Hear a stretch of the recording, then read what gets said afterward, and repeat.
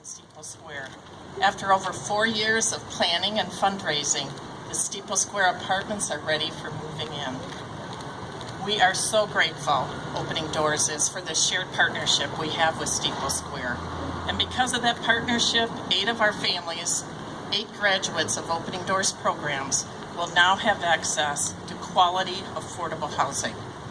With continued services and rent subsidies being provided by Opening Doors, families will receive the supportive services and access to resources they need to live independently and to continue being contributing members of our community.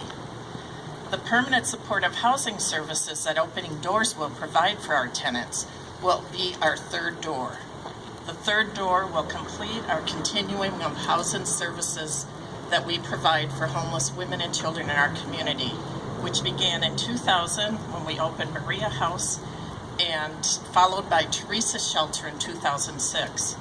Teresa Shelter provides emergency and extended stay housing. Maria House provides transitional housing. And now with the addition of these apartments, Opening Doors will offer permanent supportive housing to families. And for the first time in our history, those families could include men. The word home to most of us connotes a place of warmth, comfort, affection, and a sense of community. Those of us who have our home often take the comforts of having one for granted. Although Opening Doors, the staff at Opening Doors, does its best to provide a temporary home to the women and children we serve, there's still that adage, there's still no place like home, a place where you have no rules and no guidelines to follow.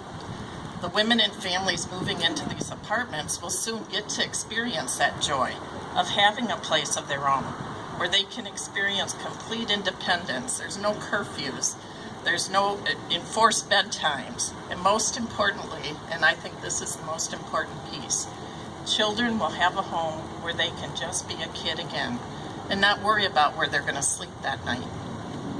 But one thing will remain.